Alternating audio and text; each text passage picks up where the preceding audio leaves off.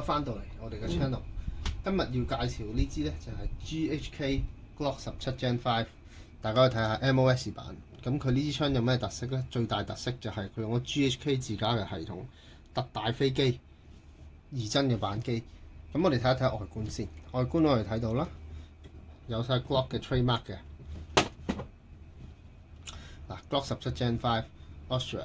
咁我哋睇到咧個外觀個感覺咧，滑架個處理成色係十分靚嘅，因為呢支槍咧原裝已經係噴咗 Cerakote 噶啦，所以我哋可以睇到啦，喺呢個燈光嘅照射底下咧，隱約有真槍鋼做咗 coating 嗰個感覺。咁再睇埋下身，佢用呢支槍用嘅 polymer 係十分嘅紮實嘅，就算比起其他牌子，佢嘅用料咧都係更高級，揸上嚟更紮實。咁如果買槍嗰陣時咧，都可以選購埋呢4塊 adapter 板。咁咧，佢分別可以裝到 RMR、Doctor、C-More 嘅鏡嘅。咁咧，呢塊板而家你見到我裝呢隻咧係 ACRO 嘅玩具鏡啦。呢個咧係 GHK 副廠出嘅一塊板，呢塊板係全鋼嘅板嚟嘅。咁我哋睇到啦，原裝呢個係鋁合金，呢個全鋼。所以咧，如果大家換到鋼滑架，或者大家追求後座更大嘅話咧，或者打 CO2 咧，就最好選購翻呢塊鋼板啦。咁你個鏡啊塊板咧都會更加耐用，唔會有變形嘅出現發生嘅。嗱，咁樣下身咧就係見到普通嘅導軌啦 ，Glock 嘅導軌，你可以裝到譬如 X38啊、TAR1 啊，或者其他可以裝到 Glock 嘅槍燈。咁最後講埋呢個 Mag Release，Mag Release 都係 Gen 5 Mag Release， 兩邊咧可以調轉嚟裝嘅。如果大家係左右，同埋佢撳落去嘅感覺都係十分紮實。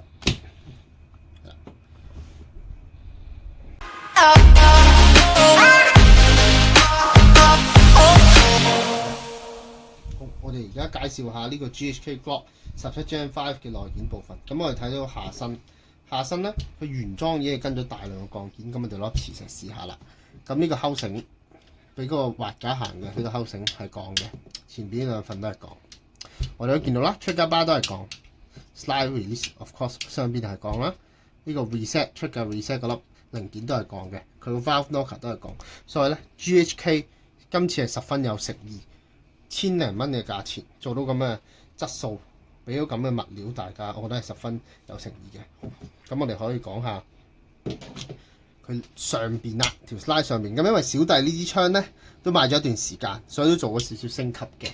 咁我可以攞翻原裝嘅零件俾大家睇下啦。嗱，小弟升級咗呢條鋼嘅回膛桿，加硬彈弓。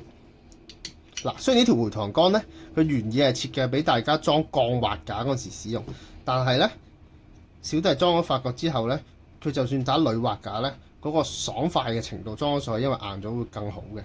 咁原裝呢條回膛桿咧，我都係建議大家換㗎，因為佢係你見到啦，其實咧佢都係金屬物料嚟嘅。但係佢呢個鉤繩咧，同埋前後都係塑膠，換咗鋼回膛桿會更加襟用，因為 GHK 呢支手槍眾所周知，大家可以睇到佢個飛機 SMG 咁大隻，咁我十分建議換鋼回膛桿嘅。咁我哋睇埋個 hub up 啦 ，hub up 部分咧就換咗而家最新出嘅 Quantum Industry 嘅呢個 TDC 垂直下壓，較 hub up 十分方便。咁我哋可以對比下原裝嘅 hub up 同埋新嘅 hub up。原裝 hub up 咧，佢係較呢個一條六角螺絲去較呢份下壓點前後移動。咁就可能有時候咧，大家呢邊可能佢真係點講？佢嗰個前後移動咧冇咁順暢，令到下壓點有啲歪咗啦。咁呢個 TDC hub up 就垂直下壓啦。咁見到我都換埋佢呢個 Quantum 嘅呢粒橙膠嘅。咁用來嘅感受咧，佢打20米都係好直好準嘅，咁如果大家落場 CQB 一定夠打㗎啦。咁所以睇到佢內件做工都係十分有誠意嘅。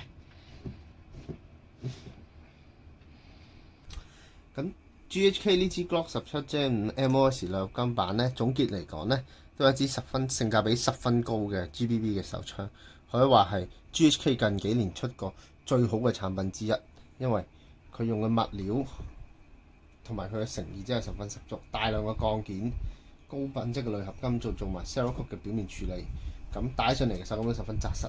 咁如果大家中意我呢個短短嘅介紹呢支手槍咧，咁咧記住 like share 分享。咁下次咧會介紹其他唔同嘅槍款，包括其他嘅手槍同埋 rifle 同埋衝鋒槍。